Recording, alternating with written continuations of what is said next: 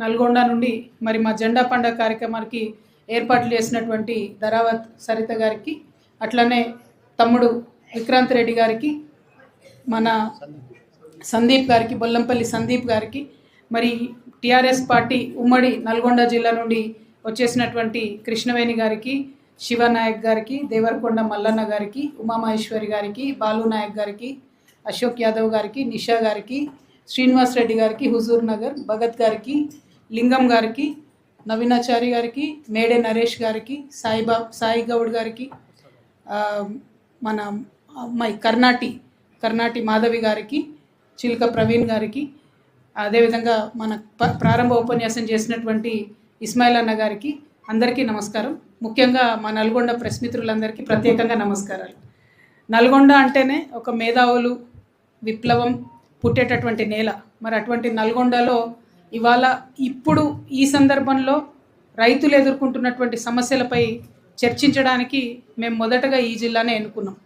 TRS party పెట్టకముందు కొన్ని రోజుల ముందే జనంబాట కార్యక్రమంలో, జాగృతి జనంబాట కార్యక్రమంలో నల్గొండకు వచ్చినప్పుడు చాలా అద్భుతంగా మాకు మద్దతు ఇచ్చి ఇక్కడ ఉండేటటువంటి మేధావులైనా, ప్రెస్ మిత్రులైనా ఇక్కడ ఉన్న సమస్యలు ఏంటి అని చెప్పి అన్ని చోట్లకు కూడా మమ్మల్ని తిప్పినారు. దాని తదనంతరం కొన్ని సమస్యలు పరిష్కార దిశగా ముందడుగేయడం అన్నది చాలా సంతోషకరం. మేము వెళ్ళి చూసినటువంటి అనేక ప్రాజెక్టులలో భూసేకరణపై ముందడుగు పడతా ఉంది. కలెక్టర్లు, మంత్రులు వెళ్ళి అనివార్యంగా చూడాల్సినటువంటి పరిస్థితి వచ్చింది. మరి ఇవాళ ఒక పొలిటికల్ పార్టీగా రూపాంతరం చెందుకున్న తర్వాత ప్రధానంగా ఒక 5 అంశాలను మేము ఎజెండాలో పెట్టుకొని ముందుకు వెళ్తూ ఉన్నాం. పాంచజన్యం అనేటటువంటి పేరుతోని పేదలందరికీ ఉచిత విద్యా వైద్యం ఇవ్వాలనేది ప్రధాన ఆకాంక్షగా పెట్టుకున్నాం. మరి వాళ్ళ విద్యార్థులకు, యువతకు ఉపాధి కోసమని ఇంకొక అంశాన్ని పెట్టుకున్నాం. సామాజిక న్యాయం అనేది ముఖ్యమైన మదర్ బోర్డ్ లాగా అండర్ కరెంట్ ఎజెండాగా పెట్టుకున్నాం. మరి అందులో రైతును రాజు చేస్తామని కూడా ఒక ఎజెండా అంశంగా మేము పెట్టుకున్నాం. ఈ 5 ప్రధాన అంశాలతోని ముందుకెళ్తాం, కొట్లాడతాం. రేపు పొద్దున తెలంగాణ ప్రజల దీవెనతోని అధికారంలోకి వచ్చినప్పుడు ఈ 5 అంశాల పట్లనే చిత్తశుద్ధితోని పెద్ద ఎత్తున పనిచేస్తామని ప్రజలకు మాట ఇచ్చి ఒక పొలిటికల్ పార్టీ పెట్టున్నాం. కాబట్టి ఇవాళ రైతు సమస్యల కోసమని నల్గొండ జిల్లాకు రావడం జరిగింది. ఒక నల్గొండనే కాదు, రాష్ట్రం అంతా ఎక్కడ చూసినా కూడా రైతాంగం అంతా కూడా విలవిల్లాడుతున్నటువంటి పరిస్థితిని మీరు గమనించవచ్చు. మొట్టమొదటిది, మొత్తం ఎండాకాలం అంతా పంట అయిపోయింది, చేతికొచ్చింది, కళ్ళలు దాటేస్తున్నటువంటి పరిస్థితి వడ్లు ఉన్నాయి. కానీ ఇప్పటి వరకు కూడా రైతుకి పెట్టుబడి సహాయం అన్నది సంపూర్ణంగా రాకపోవడంతో ఇబ్బందులు పడతా ఉన్నారు. నల్గొండ జిల్లాలో మీ అందరికి కూడా తెలుసు, ఇప్పుడు మళ్ళా మృగశిర కార్తె రాగానే మళ్ళీ ఏర్పాట్లు చేసుకుంటున్నారు, నార్లు పోసుకుంటున్నారు.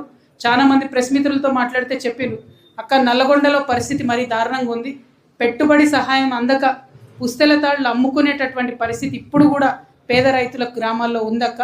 తప్పకుండా ఈ విషయాన్ని మీరు మీడియా ద్వారా చెప్పండి అని చెప్పినారు. నేను గౌరవ ముఖ్యమంత్రి గారిని రిక్వెస్ట్ చేస్తూ ఉన్నాను, మీరు ఆ 2 ఎకరాలకు ఇచ్చే సహాయం అన్నా పంట పనులు ప్రారంభించే కన్నా ముందు ఇచ్చినట్టయితే ఆ నగలు కుదవబెట్టుకోకుండా అప్పుల కోసం వేరే ఎక్కడో పోయి అప్పులు తెచ్చుకోకుండా ఉంటుంది. కాబట్టి ప్రభుత్వం తప్పకుండా ఈ అంశాన్ని పరిశీలించి త్వరితగతిన రైతు భరోసా ఏదైతే ఇస్తామన్నారో, మీరు ఎకరానికి ఇస్తారా, 2 ఎకరాలకు ఇస్తారా, ఏమి ఇస్తారో పంటలు మొదలుపెట్టేటటువంటి ఈ కాలంలో ఇవ్వాలని చెప్పి మొట్టమొదట డిమాండ్ చేస్తూ ఉన్నాను. రెండవది, పంట కొనుగోలుకు సంబంధించి చూస్తే మొత్తం రాష్ట్ర వ్యాప్తంగా కూడా అంతకుముందు ఎట్లా జరిగింది, కంపల్సరీ అధికారుల దగ్గరుండి లారీలు మాట్లాడించి ఇచ్చేది, కళ్ళాల దగ్గరికి లారీలు వచ్చి ఎక్కించుకొని పోయేది. ఈసారి ప్రభుత్వం ఏం చేసిందంటే, మేము 75 లక్షల మెట్రిక్ టన్నులు కొనుగోలు చేస్తున్నామని చెప్పి గంభీరమైన ప్రకటనలు చేసి లారీ కిరాయి బరువు అంతా కూడా రైతుల మీదనే పడేసారు. ఆఖరికి గన్ని బ్యాగ్స్ ఇచ్చి చేతులు దులుపుకున్నారు తప్పితే సుతిల్ తాడు కూడా రైతులే కొనుక్కోవాల్సిన పరిస్థితి వచ్చింది ఈసారి. దాంతో జరిగింది ఏంటిది, టోటల్గా 75 lakh మెట్రిక్ టన్స్ ప్రభుత్వం ప్రొక్యూర్ చేస్తే అది మీరు టన్నులలో చూసుకున్నట్టయితే 7.5 కోట్ల టన్నులకు వస్తుంది. 75 లక్షల మెట్రిక్ టన్నులు అంటే 7.5 కోట్ల టన్నులకు వస్తుంది. ఏం చేసిండ్రు, 6 కిలోల తరుగు తీసిర్రు. దాంతో జరిగింది ఏంది, టోటల్ తెలంగాణ వ్యాప్తంగా అన్ని జిల్లాల్లో ఉన్న రైతాంగం దగ్గర నుంచి 45 లక్షల టన్నుల ధాన్యాన్ని ఈ ప్రభుత్వం దోపిడీ చేసినట్టుగా నిరూపితమవుతా ఉన్నది.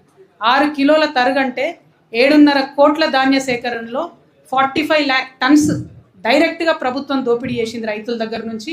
అంటే 200 కోట్ల రూపాయల వరకు కూడా రైతుల సంపదను ఉల్టా దోసుకున్నారు. రైతు భరోసా ఇచ్చింది లేదు, ఆదుకున్నది లేదు, లారీలను ఇచ్చింది లేదు, ఉల్టా రైతుల దగ్గర నుండి దోసుకున్నారు. అంటే ఇటువంటి పరిస్థితి నిజంగా కూడా ఎప్పుడు చూడలే. ఇవాళకి కూడా మేము ఇక్కడికి వస్తుంటే సంస్థాన్ నారాయణపూర్లో మార్కెట్లో అక్కడే నిలవబడిపోయి ఉన్నటువంటి ఆ ధాన్యం చూస్తే మొలకలెత్తిపోయి ఏడుస్తున్న రైతుల దృశ్యాలు కూడా ఇప్పుడు మనందరికి కళ్ళకు కట్టినట్టుగా అనిపిస్తున్నాయి. మరి ఎందుకు ప్రభుత్వానికి కనిపిస్తలేదు అన్నది అర్థమైతలేదు. ఇవాళ రౌండ్ టేబుల్ సమావేశం పెట్టుకున్నది రైతుల కోసం మాట్లాడడానికే కాబట్టి ఖచ్చితంగా ఇంకా ఎక్కడ కళ్ళాల్లో ధాన్యం మిగిలిపోయి ఉన్నా కంపల్సరీ ప్రభుత్వం ప్రొక్యూర్ చేయాలనేది నేను రెండవ డిమాండ్గా చెప్తా ఉన్నాను. ఇంకొక దారుణమైన విషయం ఏంటంటే పేరుకు మాది ప్రజాప్రభుత్వం అని చెప్పుకొని వచ్చినటువంటి ఈ ప్రభుత్వం ముఖ్యమంత్రి గారు 3 సంవత్సరాలు కావస్తుంది, దాదాపుగా 30 నెలలు పాలన దగ్గర పడ్డది. ఒక్కసారి కూడా వ్యవసాయ శాఖను ఆయన రివ్యూ చేయలేదు ఇంతవరకు. Not even a single time the CM has reviewed agriculture department. మరి ముఖ్యమంత్రి గారి యొక్క రివ్యూ లేకుండా, వారి యొక్క పర్యవేక్షణ లేకుండా డిపార్ట్మెంట్లో పనులు ఎట్లా కొనసాగుతాయి, అధికారులలో భయం ఎట్లా ఉంటుంది, చిత్తశుద్ధి ఎట్లా ఉంటుంది, ఒక క్రెడిబిలిటీ ఎట్లా ఉంటుంది అనేటటువంటి విషయం దయచేసి రైతన్నలు ప్రజలందరూ కూడా ఆలోచన చేసుకోవాలి. మూడవ అంశం మనం ఆలోచన చేసుకున్నట్టయితే పోనీయండి, రుణమాఫీ ఎట్లా చేయలేదు, సగం మందికి రానే లేదు, పోయిన 3 సార్లకు రైతు భరోసా ఎగబెట్టిరు, అది పోనీయండి, కనీసం ఈ సీజన్ కన్నా ఇప్పుడన్నా ఇవ్వాలని కోరుతా ఉన్నాం. అప్పుడు సర్పంచ్ ఎన్నికల ముందు ఒకసారి ఇచ్చిండ్రు, మళ్ళీ ఇప్పుడు జెడ్పీటీసీ ఎన్నికలు వచ్చేటప్పుడు డిసెంబర్లో ఇస్తారేమో అని నేను అనుకుంటున్నా.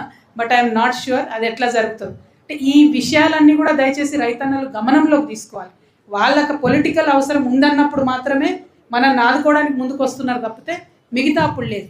కానీ ఒక ప్రభుత్వం, ఒక వ్యవస్థ ఎట్లా సాగాలి అంటే పార్టీలు మారినా, ప్రభుత్వాలు మారినా రైతులకు ఎటువంటి ఇబ్బంది లేకుండా కంటిన్యూస్గా ఉండాలి ప్రాసెస్ అనేది.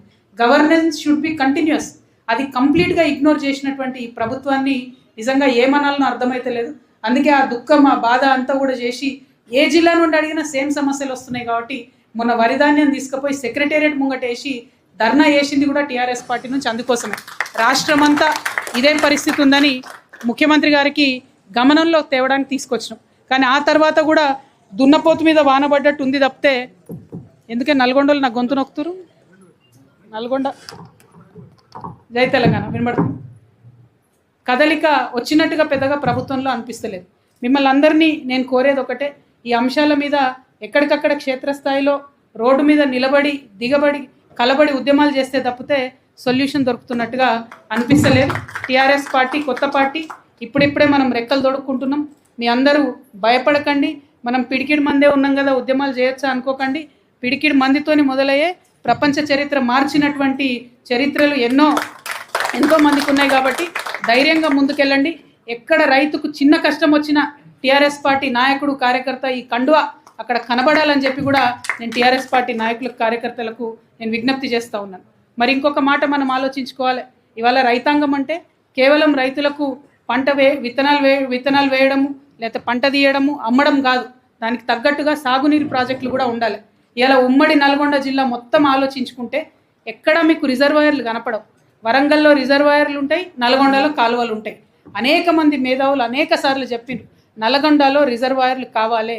రిజర్వాయర్లు ఉంటేనే వాన పడ్డా పడకున్నా రైతుకు మినిమం గ్యారంటీ ఉంటుంది, నీళ్ళు వచ్చే ఆస్కారం ఉంటుంది. కానీ ఇంతవరకు కూడా రిజర్వాయర్లు కట్టలేదు. పైగా కొన్ని నియోజకవర్గాలు అయితే మరీ దారుణం, మునుగోడు, దేవరకొండ. నిన్న ముఖ్యమంత్రి గారు 2 రోజులు వెళ్ళి పాలమూరు రంగారెడ్డి రివ్యూ చేస్తా అని అక్కడికి పోయి ఆయన కూర్చున్నాడు. వాస్తవానికి పాలమూరు రంగారెడ్డి ప్రాజెక్టులో పాలమూరుకు నీళ్ళు రావాలి, నల్గొండకు నీళ్ళు రావాలి, రంగారెడ్డికి నీళ్ళు రావాలని చేపట్టినటువంటి ప్రాజెక్టు. ముఖ్యమంత్రి గారు అక్కడ కూర్చుంటే ఒక పాలమూరు గురించి మాట్లాడింది తప్పితే నల్గొండ డిండికి సంబంధించి మాట్లాడలేదు, రంగారెడ్డికి సంబంధించి అసలే మాట్లాడలేదు. మరి ఇక్కడ ఉత్తమ్ కుమార్ రెడ్డి గారు ఉన్నారు. డిండి ప్రాజెక్టు గత 3 ఏళ్లలో ముందడుగు ఎందుకు వేస్తలేదో చెప్పాలి ఉత్తమ్ కుమార్ రెడ్డి గారు. ఇవాళ మీ అందరి ముందు నల్గొండ ప్రజలకు కూడా నేను ఒక ప్రపోజల్ పెడతా ఉన్నా. డిండికి వాస్తవానికి ఇంకా అనేక సోర్సెస్ కూడా ఉన్నాయి, సంగారెడ్డి కెనాల్ లాంటి సోర్సెస్ ఉన్నాయి. కానీ వాటిని ప్రభుత్వం వాడుకుంటలేదు, పోయిన ప్రభుత్వం కూడా వాటిని వాడుకోలేదు. పాలమూరు రంగారెడ్డి నుండి, కృష్ణ నుండి ఎక్కడైతే నీళ్లు తక్కువ ఉన్నాయో అక్కడి నుండే సోర్స్ పాయింట్ పెట్టుకుంటే నల్లగొండకు పాలమూరుకి లొల్లైతే తప్పితే నల్లగొండకైతే నీళ్ళు వచ్చే పరిస్థితి ఉండదు. ఇప్పుడు అక్కడ ఏదుల నుండి సోర్స్ పాయింట్ అని చెప్పింది, అక్కడ మహబూబ్ నగర్ వాళ్ళు అభ్యంతరాలు చెప్తా ఉన్నారు. సో సోర్స్ పాయింట్, ఇంకొకటి ఆల్టర్నేట్ పాయింట్ కూడా ఖచ్చితంగా ఉత్తమ్ కుమార్ రెడ్డి గారు ఆలోచించాలని కూడా నేను కోరుతా ఉన్నా. ఎందుకంటే నల్గొండ ప్రజలకు రిజర్వాయర్లు కావాలి మొదటిది, 2 ఏదైతే డిండి ప్రాజెక్ట్ ఉందో దానికి ఆల్టర్నేట్ ఇంకో గోదావరి నుంచి కూడా సోర్స్ పాయింట్ కావాలి. దాని మీద తక్షణం ఉత్తమ్ కుమార్ రెడ్డి గారు ఆలోచన చేయాలని చెప్పి నేను కోరుతున్నాను. ఇక మూడో అంశం రైతుకి ఎప్పుడు భూమి పంచాయతీ ఉంటుంది. మనకు వాన చినుకు పడ్డదంటే పోడు పంచాయతీ తినబడుతుంటుంది మనకు అన్ని చోట్ల. ఇంకొకటి ఎక్కడ కూడా రైతులకు ఇప్పటికి కూడా భూమాత పేరుతో పెట్టినా కూడా భూమి పత్రాలు అయితే సరిగ్గా ఉన్నటువంటి దాఖలాలు కనబడతలేవు. రైతు డిక్లరేషన్ ఉంది నా దగ్గర, నా చేతిలో, కాంగ్రెస్ పార్టీ ఇచ్చినటువంటిది. ఇందులో చాలా గట్టిగా ఏం చెప్పిన రానాడంటే అసైన్డ్ భూములన్నింటినీ కూడా మేము పర్మనెంట్గా మీకు పట్టాలు చేసి ఇస్తామని చెప్తున్నారు. కానీ అసైన్డ్ భూములన్నీ కూడా ఇండస్ట్రీస్ పెట్టే పేరుతో ఫస్ట్ లాక్కుంటున్నటువంటి పరిస్థితి ఇవాళ కనబడతా ఉంది. ఈ జిల్లాకు సంబంధించిన ఒక మంత్రి గారు కూడా నాకు తెలిసి, మీ అందరికీ తెలిసి, నేను ఆధారాలు లేకుండా మాట్లాడా, ఈ జిల్లాకు సంబంధించినటువంటి ఒక మంత్రి ఇవాళ హైదరాబాద్ శివార్లలో 200 ఎకరాల పైచిలకు అసైన్డ్ భూమిని మరి కంప్లీట్గా కొని పెట్టుకుంటున్నారు. అంటే ఏంటంటే ఎలక్షన్ ఇయర్లో అసైన్డ్ భూములకు రైట్స్ ఇస్తారట. సో మంత్రులు ఇప్పటి నుంచి అన్ని అసైన్డ్ భూములు కొనిపెట్టుకుంటున్నారు. ఈ ఘోరమైన పరిస్థితి ఉన్నది. ఏమైనా సరే వాళ్ళ యొక్క బండారాలు నింపుకోవడానికి తప్పితే ప్రజల వైపున మాత్రం ఆలోచన లేదు. ఈ విషయం ఇప్పుడు చెప్తున్నా, నా చేతికి ప్రూఫ్ రాగానే ఖచ్చితంగా అది కూడా నేను మీ అందరికి చెప్పడం జరుగుతుంది. అంటే అసైన్మెంట్ భూముల మీద హక్కుల కోసం కూడా రేపటి నాడు మనం పోరాటం చేయాలన్న విషయాన్ని మీ అందరికి కూడా, నల్గొండ ప్రజలందరికీ కూడా మరి నేను తెలియజేస్తా ఉన్నాను. ఏంటి ఓకే. అదేవిధంగా ఇంకొక అంశం, ముఖ్యమైన అంశం, మనందరి దగ్గర దాచిపెట్టాలని ప్రభుత్వం చూసినటువంటి అంశం ఏదైతే ఫ్రీ కరెంట్ ఇప్పుడు రైతులకు ఇస్తా ఉన్నామో, ఆ ఫ్రీ కరెంటుని, అదేవిధంగా ప్రాజెక్టులకు వచ్చే కరెంటుని, తాగునీరుకు వచ్చేటటువంటి ప్రాజెక్ట్ని, కరెంట్ని అన్నింటినీ కూడా తీసి ఒక రైతు డిస్కామ్ పెట్టాలని మొన్న ప్రభుత్వం ఒక ప్రపోజల్ చేసింది. కానీ ఆ రైతు డిస్కామ్ పెట్టడం వల్ల లాభమా నష్టమా, అసలు రైతులకు ఇష్టం ఉందా లేదా, మరి ఈ రాష్ట్రంలో ఉన్న మేధావి వర్గంతో చర్చించాలన్నా వద్దా అనేటటువంటి ఆలోచన లేకుండా డైరెక్ట్గా పోయి ఈఆర్సీ దగ్గర ప్రభుత్వం అప్లికేషన్ పెట్టుకున్నది. వాళ్ళు పబ్లిక్ హియరింగ్ పెడితే మనందరికీ తెలిసింది. ఇవాళ నల్గొండలో ఉన్న మేధావులందరినీ కూడా నేను రిక్వెస్ట్ చేస్తూ ఉన్నా, నల్గొండలో ఉన్న ప్రజాస్వామ్యవాదులందరినీ కూడా నేను రిక్వెస్ట్ చేస్తూ ఉన్నా, రైతు డిస్కామ్ సపరేట్గా పెడుతున్నారు అంటే ఉచిత కరెంటు బంద్ చేయడానికి మార్గం ముందు సుగమం చేసుకుంటారని అర్థం. రెండవది, ఏదో ఒక డిస్కామ్ని ప్రైవేటైజ్ చేయాలని ఆలోచన చేస్తున్నట్టుగా అర్థం. కాబట్టి రైతు డిస్కామ్ మీద కూడా ఇక్కడికి వచ్చిన మేధావులందరూ కూడా మాట్లాడాలని చెప్పి, వారి యొక్క స్టాండ్, వారి యొక్క పొలిటికల్ పార్టీ స్టాండ్ ఏందో కూడా ఆలోచించాలని చెప్పి కూడా నేను ఈ సందర్భంగా మీ అందరికీ మనవి చేస్తూ ఉన్నాను. అట్లనే రైతుకు సంబంధించి 1, 2 కాదు, ఏ అంశం చూసినా దుఃఖమే ఉన్నది. ఆ దుఃఖం దూరం చేయడానికి మనందరం కూడా కలిసికట్టుగా ఉద్యమించాలని చెప్పి నేను మీ అందరినీ కోరుతూ, మరి ఇక్కడికి వచ్చినటువంటి రైతన్నలకు, ఇక్కడ